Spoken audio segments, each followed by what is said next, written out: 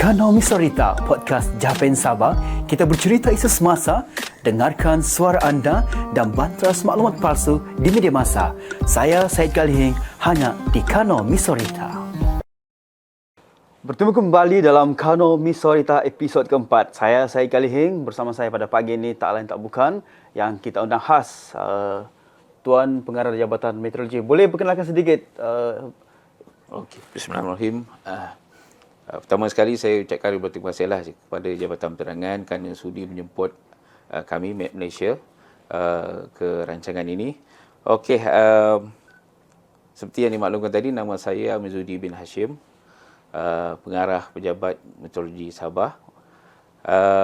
Telah bertugas di Sabah ni bermula tahun 2019. Okey. Sehinggalah sekarang. Sebenarnya inilah kali kedua lah saya datang ke Sabah. Sebelum tu pernah juga bertugas di Sabah semasa kita kata young officer lah. Masa tu pada tahun 2005 sehinggalah 2008. Dan setelah dinaikkan pangkat, saya bertukarlah ke Ibu Pejabat di Petaling Jaya. Itu sebab sedikit berkenaan dengan Tuan Amizuddin bin Hashim. Orangnya segak lagi. Ceria ya. So, seperti biasa, podcast kita pada pagi ini berkenaan dengan gelombang haba, kesan dan panduan untuk menghadapinya. So, Tuan, kalau kita bercerita dengan berkenaan Jabatan Meteorologi, saya kena pasti di luar sana orang tertanya-tanya, apa sebenarnya Jabatan Meteorologi? Mungkin Tuan boleh bagi penerangan sedikit peranan dan fungsi yang boleh kita sharekan pada pagi ini, Tuan. Okey, Pejabat Meteorologi Sabah ni dia ada 6 peranan utama lah sebenarnya. Pertama kita bertanggungjawab untuk memantau. Okey. Kemudian kita menganalisa dan mengeluarkan ramalan cuaca dan amaran cuaca darat dan laut bagi negeri Sabah dan juga wilayah Persekutuan Labuan. Merangkumi dua wilayah. Ya, maknanya dua. Dan yang kedua, kita juga memantau, kita juga menganalisa dan juga mengeluarkan ramalan cuaca penerbangan. Itu pun di bawah Jabatan Meteorologi. Terbagi berdua, tentera dan juga awam. Maknanya yang komersial kita tengok tu dan juga ketenteraan pun kita keluarkan juga ramalan. Jadi maknanya dua lah dari segi cabang eja komersial dan juga ketenteraan lah. Okey. Yang ketiga, kita juga memantau, mengkoordinasi dan mengeluarkan amaran cuaca di kawasan kita panggil dia Flight Information Region. Bagi keselamatan penerbangan lah. Yang itu kita adakan koordinasi dengan Flight Information Region dengan negara-negara lain. Pasal kita ni di negara jiran kita pun melakukan perkara yang sama juga. Benda yang sama ya. Jadi untuk memastikan bahawa amaran yang kita keluarkan ni maknanya selaras dengan negara lain, jadi kita lakukan koordinasi bersama negara-negara lain lah. Itu sangat penting. Tak nak nanti kadang-kadang amaran kita keluar tu tiba-tiba ada yang tak selari, jadi orang kata apa, membahayakan keselamatan penerbangan. Itu yang ketiga. Yang keempat, kita juga memantau, menganalisa dan juga mengeluarkan maklumat gempa bumi dan amaran tsunami. Itu pun Jabatan Meteorologi terlibat secara langsung. Betul. Di kawasan kita panggil dia area of responsibility lah. Maknanya kawasan kita ni lebih fokus kepada negeri Sabah saja. Tapi sebenarnya kita ada di Sabah ni adalah yang kedua. Yang pertama di Ibu Pejabat kita, yang kedua adalah di Sabah. Maknanya di Malaysia ni ada dua saja yang memantau. Sabah adalah salah satunya. Kita memantau dan mengeluarkan maklumat gempa bumi dan juga amaran tsunami. Maksudnya macam Sarawak Labuan, dia akan refer dengan Sabah? Ya. Tetapi kalau yang di sebelah Sarawak tu, yang bertanggungjawab adalah kita panggil dia Pusat Operasi dan Geofizik Nasional kita yang memantau. Bagi yang Sabah ni, Pusat Operasi Cuaca dan Gempa Bumi Sabah yang melaksanakan pemantauan.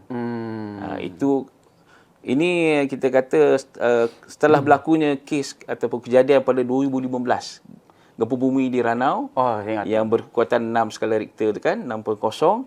Jadi maka tertubuhlah pusat operasi dan gempa bumi Sabah Oh. selepas itu. Selepas itu lah. Ya. Betul. Interesting, memang menarik sangat. Memang sesuai dengan budget kita pada pagi.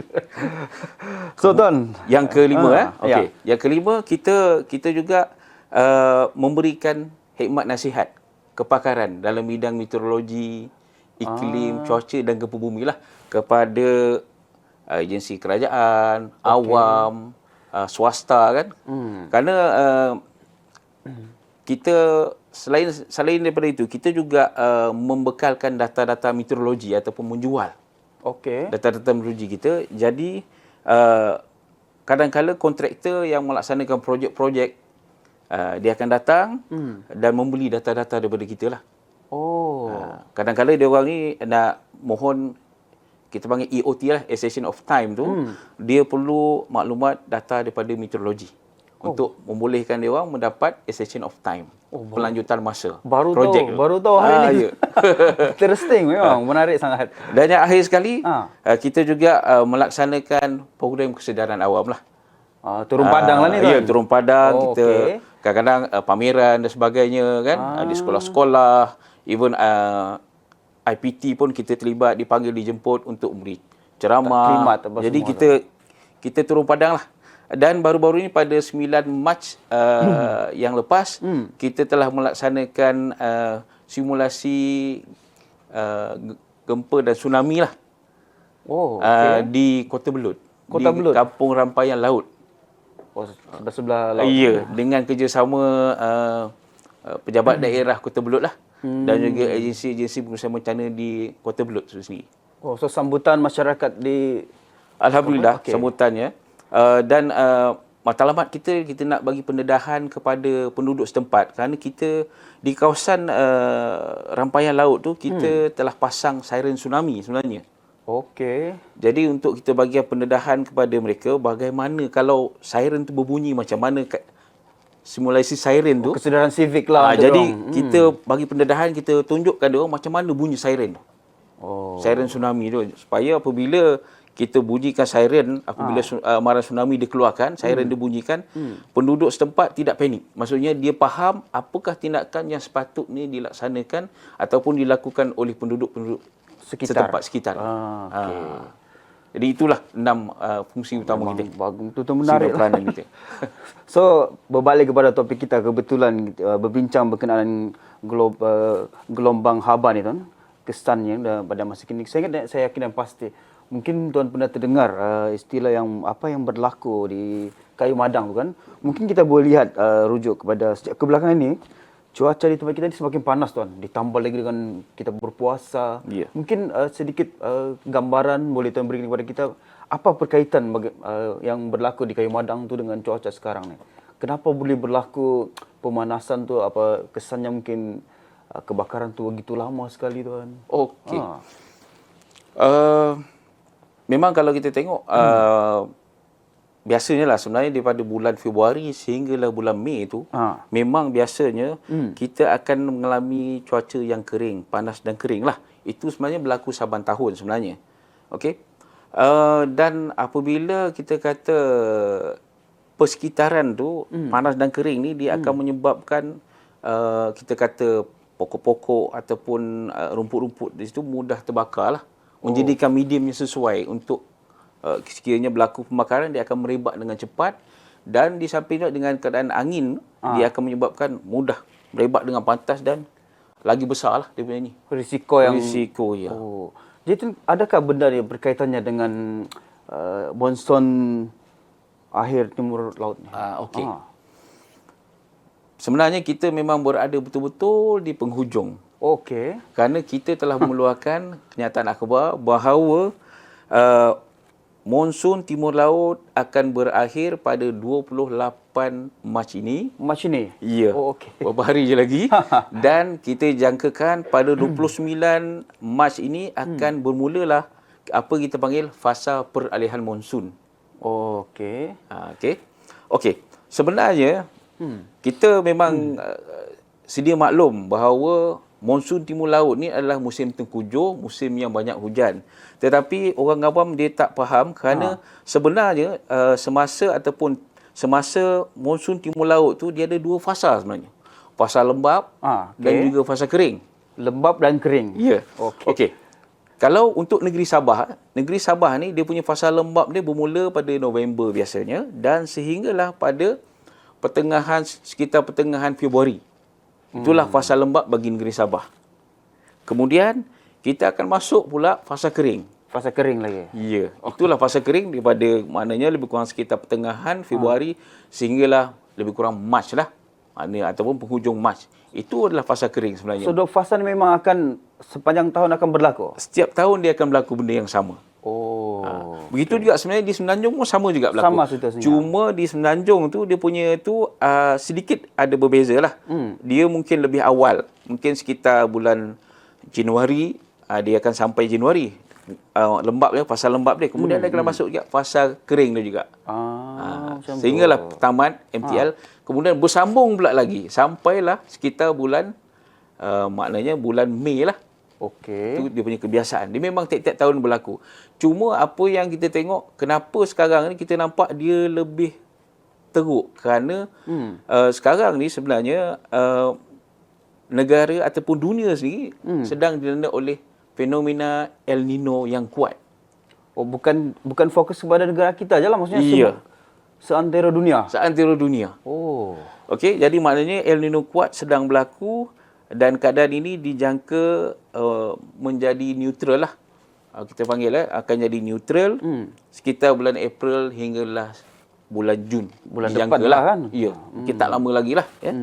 Dan selepas itu pula banyak model-model iklim antarabangsa yang menjangkakan atau meramalkan bahawa selepas menjadi neutral akan masuk pula fasa atau fenomena La Nina. La Nina ini ini berlawanan lah maknanya. Kalau yang El Nino ni panas, yang La Nina ni pula akan jadi sejuk. Maksudnya banyak hujan lah. Istilah-istilah meter. Ya. Okey, memang menarik kan. So saya tertarik kepada perkongsian tuan tadi kan. Mungkin tuan boleh bagi punca-punca yang berlakunya gelombang haba ni mungkin sedikit sebanyak lah kan. Okey, kita cerita dia apa itu gelombang haba. Gelombang haba ni adalah satu tempoh di mana terjadinya suhu tinggi yang luar biasa. Suhu tinggi luar biasa. Okey. Di mana kita kata suhu maksimum purata harian yang tinggi lah. Okey, yang memang panas lah. Panas. Maknanya dia melebihi suhu maksimum purata harian. Itu dia cara kita kira lah. Dan benda ni disebabkan keadaan cuaca panas dan kering dan ia akan memberi kesan yang serius kepada kesihatan. Jadi maknanya bila panas tu dan memberi kesan serius kepada kesihatan manusia, maknanya itu boleh kita kira sebagai gelombang lah. Okey. Takrifan yang lebih khusus atau lebih spesifik adalah berdasarkan Met Malaysia, apabila suhu persekitaran kita mencapai melebihi 37 darjah Celsius ke atas selama 3 hari berturut-turut. Jadi kita kategorikan dia sebagai gelombang haba. Itu secara kita kata kasarnya, tapi kalau secara detailnya, kalau kita rujuk kepada status cuaca panas yang dikeluarkan oleh Met Malaysia, di situ kalau tuan-tuan boleh tengok bahawa ada 3 lah, maknanya tahap kosong, tahap 1, tahap 2 dan tahap 3 lah. Tahap kosong ni maknanya suhu yang normal, bawah 35 darjah Celsius. Itu kita memang biasa. Itu normal lah, biasa lah tuan kan. Okey. Yang kedua tahap 1 lah. Tahap 1 ni dikatakan sebagai tahap berjaga-jaga. Maknanya suhu sekitar 35 hingga 37 darjah Celsius. Panas tu. Jadi kita tetapkan sebagai tahap 1, tahap berjaga-jaga. Belum lagi gelombang lah, gelombang haba. Kemudian tahap kedua, yang inilah kita kata tahap 2 sebagai gelombang haba. Suhu sekitar 37 sehinggalah 40 darjah Celsius. 3 hari berturut-turut barulah kita kata gelombang haba berlaku. Kemudian ada satu lagi tahap yang paling tinggi sekali, tahap 3. Oh, ini lagi panas. Yang ini kita panggil dia gelombang haba ekstrim. Melebihi 40 darjah Celsius. Okey, saya tarik dan setakat hari ini Okey. pernah berlaku. Okey, kalau di Sabah, Ah, yang paling tinggi setakat ni 37.5 darjah Celsius. nasib Kalau di baik. Sabah lah.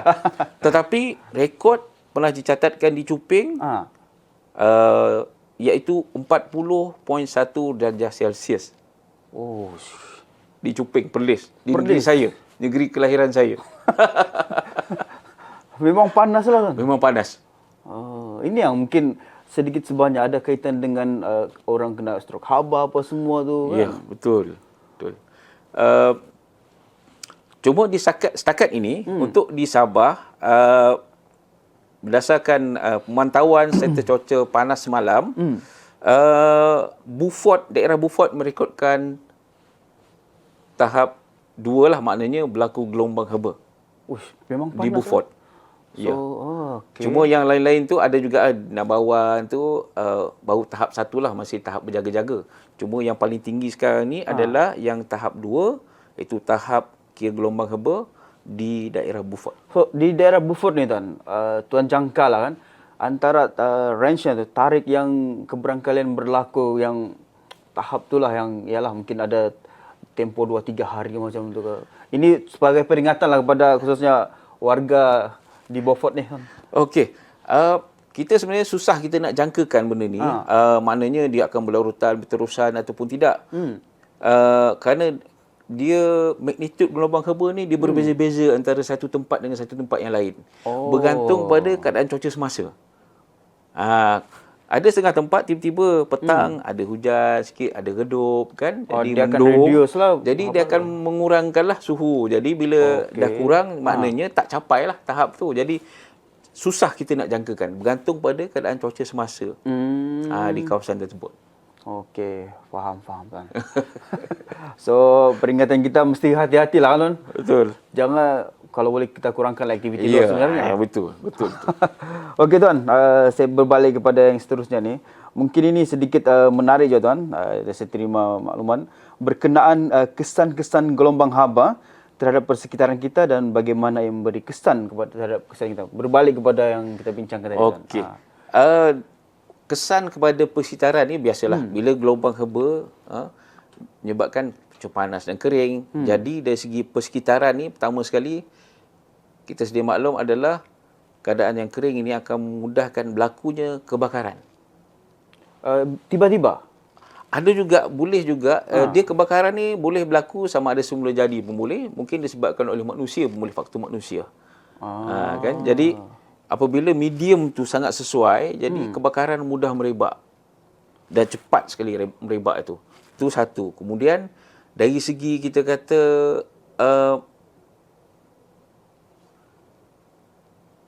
Merebak ke? kadang merebak tu satu. Kemudian dari segi paras sungai, paras empangan. Itu pun mempengaruhi? Ya. Bila keadaan cuaca panas, terik dan sebagainya, paras empangan, paras sungai itu akan menyusut dengan pantas.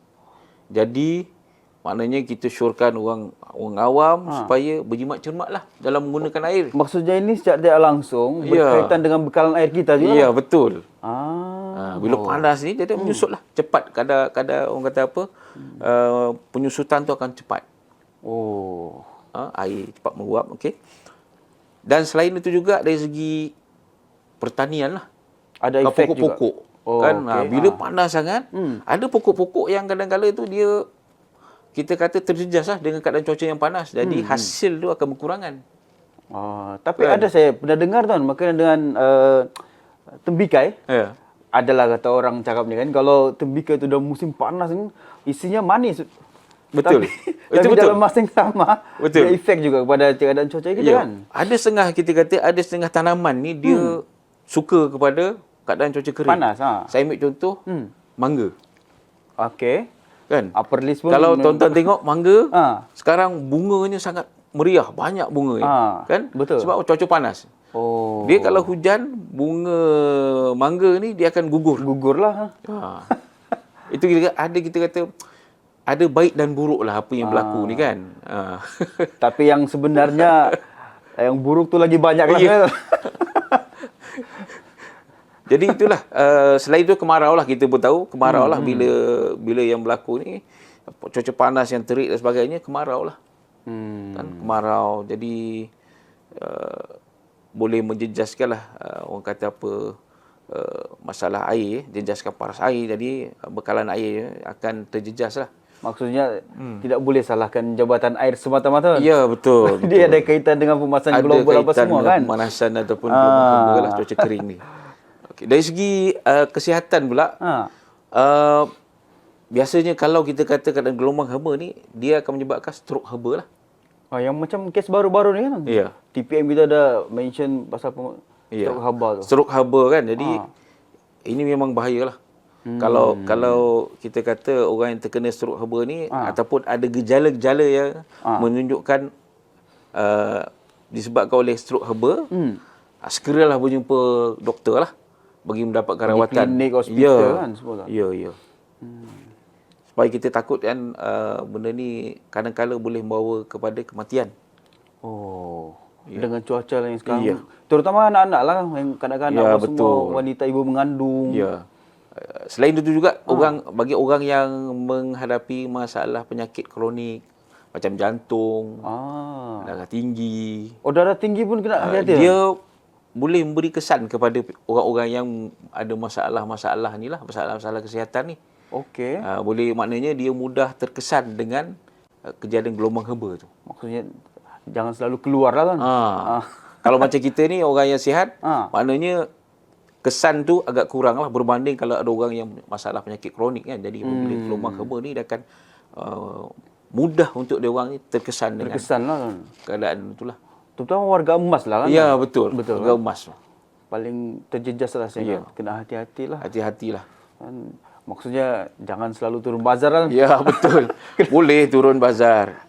Okey, kalau petang okey. Maknanya kita jangan yang masa dah hujung-hujung pukul 5 tu okey. Okey kan. Memang banyak info yang dapat dikongsikan pada pagi ini. So yang berbalik kepada gelombang haba ni berlaku pada dasarnya mungkin setiap tahun lah kan. Ya, betul. Dan yang pastinya ni, adakah ni fenomena baru tahun ni atau benda ni sudah memang berlaku sebelum ini, cuma kita sedar atau tidak sedar sebenarnya? Okey, sebenarnya benda ni memang setiap tahun berlaku. Setiap tahun, yang seperti yang saya ceritakan tadi, bermula pada Februari sehinggalah Mei ni memang kita kata fenomena gelombang haba ni memang berlaku dalam tempoh tersebut, kebiasaannya. Cuma seperti yang saya nyatakan tadi, diburukkan lagi dengan fenomena El Nino kuat. Jadi maknanya benda tu akan bertambah buruk lah. Keadaan tu akan bertambah buruk lagi lah sebenarnya. Dia makin bertambah lagi lah. Okey. Memang perbincangan kita ni, perbualan kita pada pagi ini berkenaan dengan pemanasan global ni. So saya ingat kaitan gelombang haba ni dengan pemanasan global tuan. Mungkin tuan bagi gambaran sedikit berkenaan pemanasan global Ya, okey. Okey, pemanasan global ni adalah kita kata suhu atmosfera bumi yang meningkat secara berterusan. Okey. Disebabkan oleh gas-gas rumah hijau lah. Jadi apa dia gas-gas rumah hijau ni? Antaranya lah. Antaranya kita kata karbon dioksida, karbon monoksida, metin, kemudian CFC, klorofluorokarbon. Ini adalah gas-gas rumah hijau yang menyebabkan pemanasan global lah. Dia efek secara langsung. Ya, dia umpamanya dia macam ni. Dia analoginya apabila kita kata gas-gas rumah hijau ni dia akan menyebabkan haba tu terperangkap.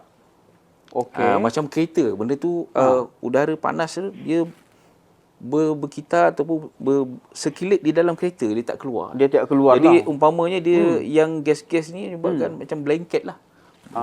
Satu blanket yang menyebabkan makin panas. Jadi panas tu terperangkap di situ. Okey.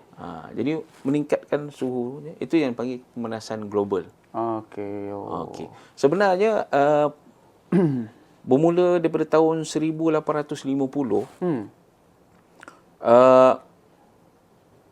para saintis dia mula sedar.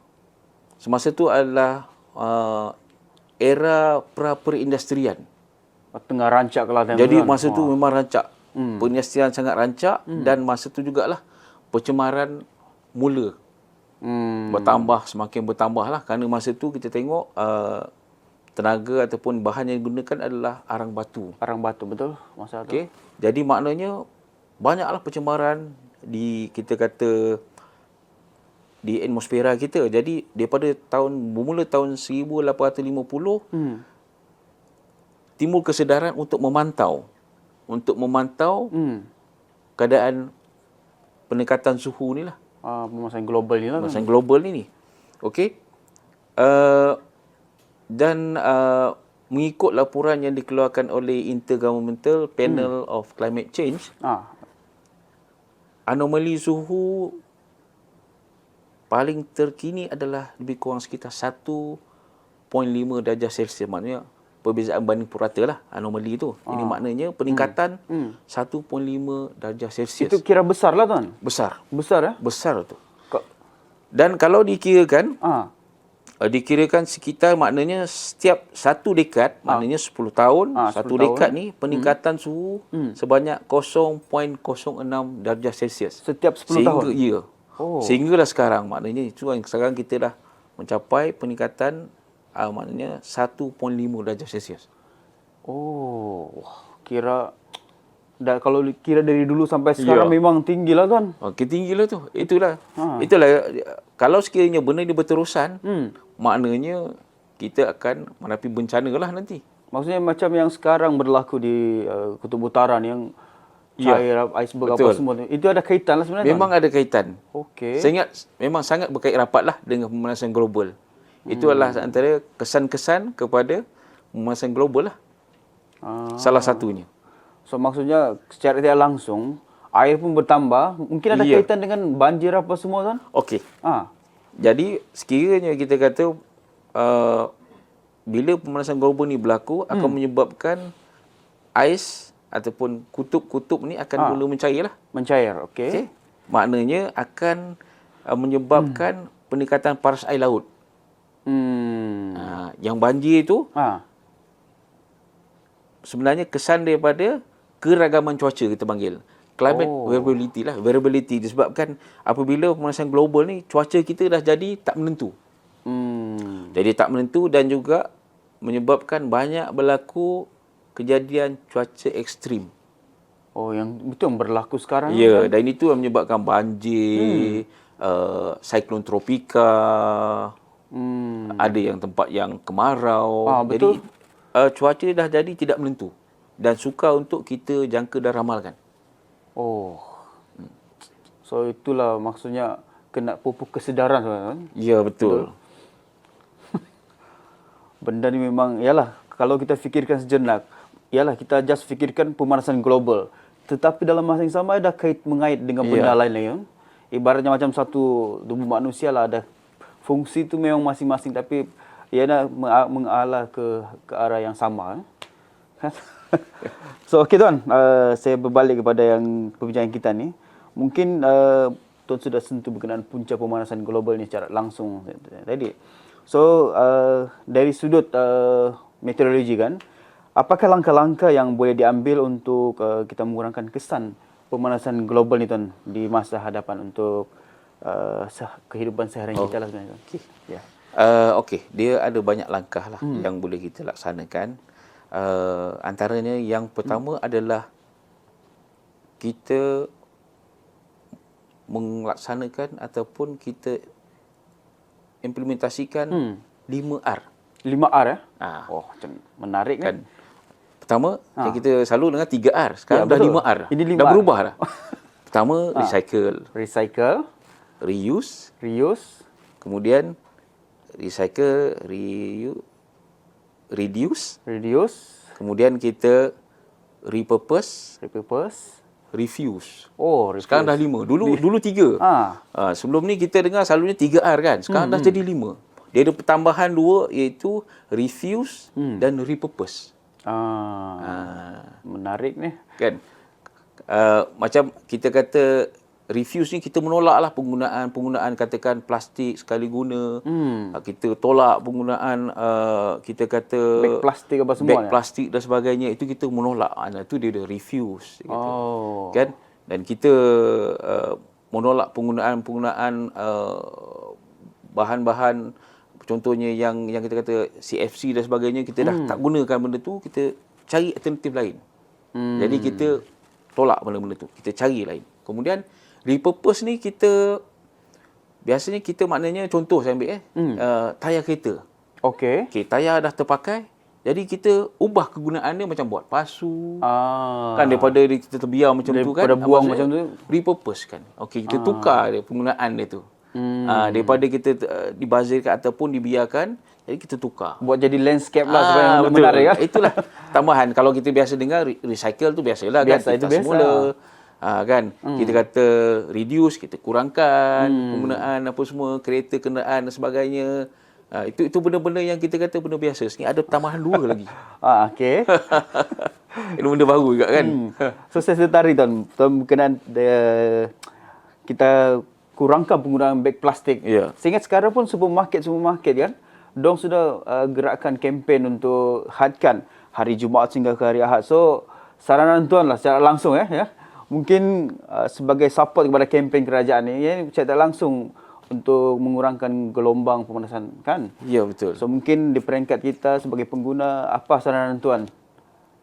Okey, yalah, dia sebenarnya untuk kita kata melaksanakan benda, kita kata cara-cara untuk menangani ataupun mengurangkan impak kita kata global warming ataupun pemanasan global ni, iltizam kerajaan Okey. itu sangat penting.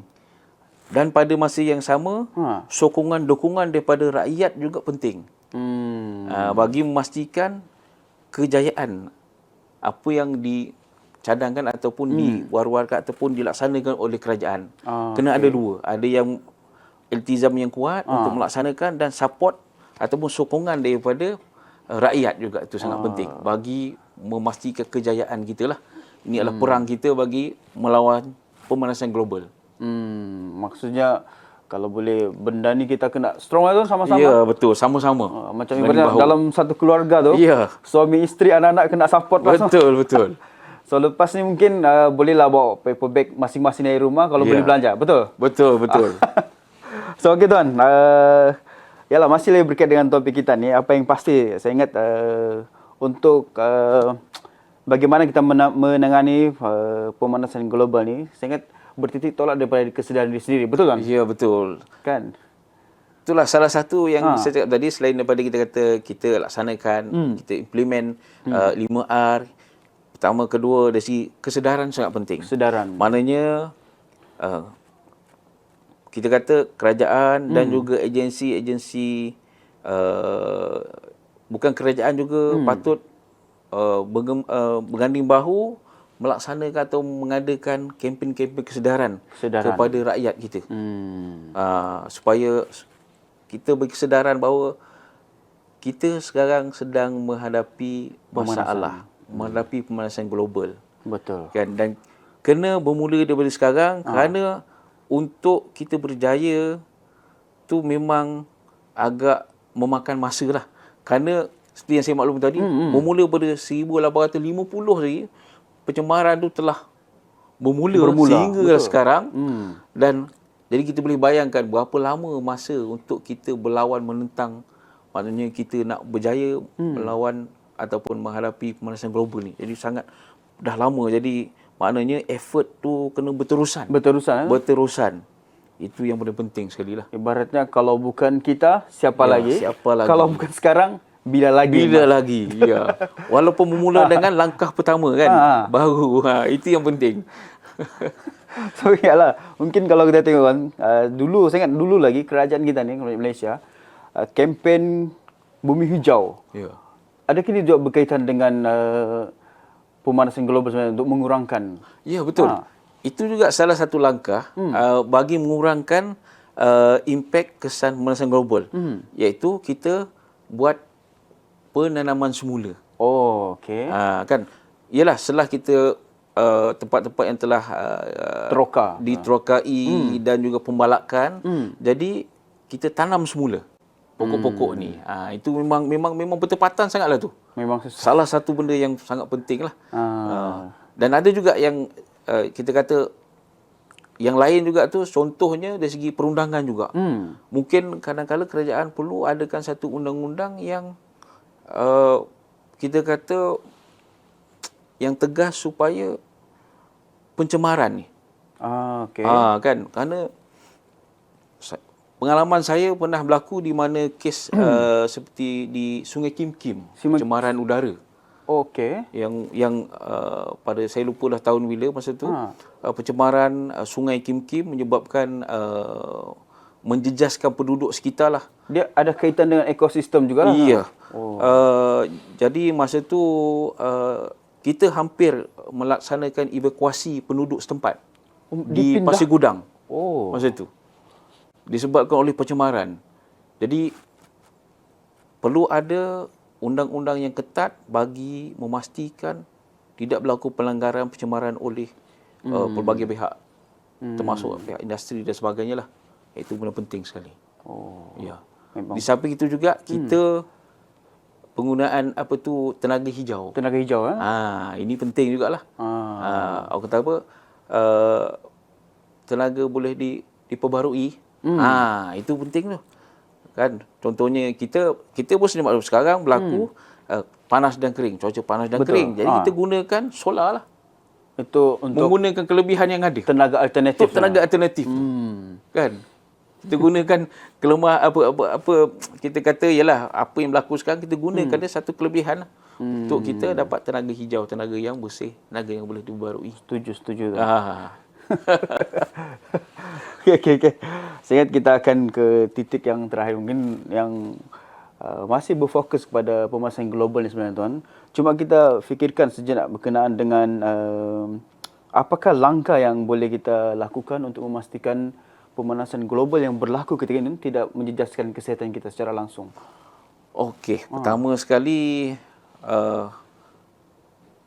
elakkan terlalu terdedah lama di luar lah. Di luar Ya. Okey. Jadi maknanya kalau ada penganjuran program tu, seeloknya diadakan di dalam dewan lah. Berhawa dingin, kipas apa semua. Tertutup dan sebagainya. Itu yang paling penting sekali lah. Yang kedua, minum banyak air. Tapi bulan puasa kan. Tak boleh lah. Tapi tak apa. Jadi bila buka puasa tu, minum banyak air lah. Mengganti balik yang kita kata peluh-peluh kita, bila banyak berpeluh, kita paksa ganti balik semasa berbuka puasa lah. Itu yang kedua. Yang ketiga dari segi pakaian. Gunakan pakaian yang bersesuaian. Pakaian nipis, pakaian yang orang kata cerah, warna cerah. Mengelakkan lagi lah panas tu kan disebabkan oleh kita kata di samping dengan udara yang panas, ditambahkan lagi dengan baju yang gelap, jadi akan menyebabkan lagi mudahlah kita terkena kan stroke haba, berpeluh dan sebagainya. Itu yang ketiga. Yang keempat, saya rasa ini sekiranya lah kita kata kalau keadaannya macam sekarang ni, elakkan daripada melakukan pemekaran terbuka. Kerana bila pemekaran terbuka ni, dia akan menyebabkan jerebu. Kan bila pemekaran terbuka, cuaca panas, jerebu, maknanya zarah-zarah ni akan terampai di udara. Jadi jerebu lah. Okey, yang pemekaran terbuka ni tuan, saya ingat kaitan dengan kalau pekebun kecil tu terutama. Ya, betul. So, apa langkah yang boleh mereka lakukan selain daripada pembakaran terbuka? Mungkin puluh-pusan kaedah ada tuan punya nasihat ke apa semua kan? Selain daripada pembakaran terbuka di sana. Sebab saya ingat kebun kecil memang dia ada option lain. Ya, itu kadang-kadang masalah juga tu kan.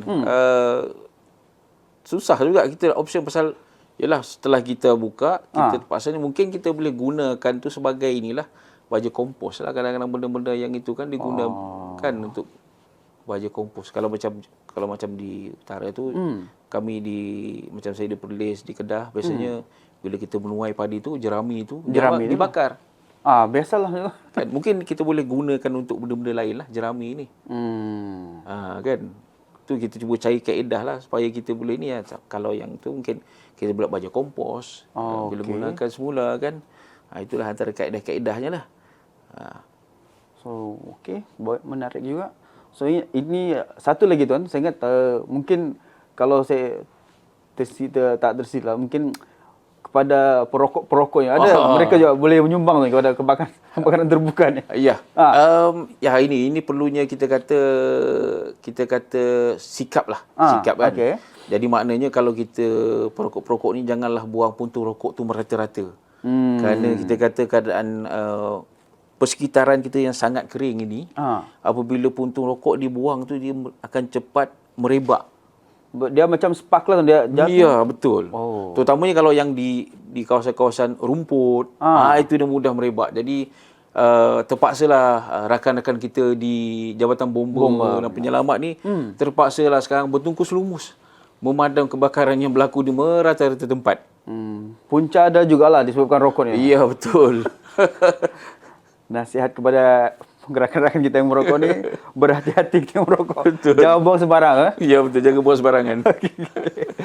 So, itu je tuan. Mungkin yang terakhir sekali tuan, mungkin tuan boleh bagi nasihat secara umum. Okey. Saya nasihatkan kepada orang ramai supaya dapatkan maklumat yang sahih daripada Jabatan Meteorologi Malaysia berkenaan dengan status cuaca panas. Yang kita kemas kini pada setiap hari sekitar jam 5 petang. Kita akan maklumkan ataupun kita akan sebarkan dalam laman sawang kita di dalam Facebook kita berkenaan dengan status terkini. Jadi boleh semak di sana dan jangan kita kata percaya bulat-bulat. Semak dahulu setiap maklumat yang diterima. Biarlah maklumat tu maklumat yang sahih. Kalau tidak sahih, jangan kongsi.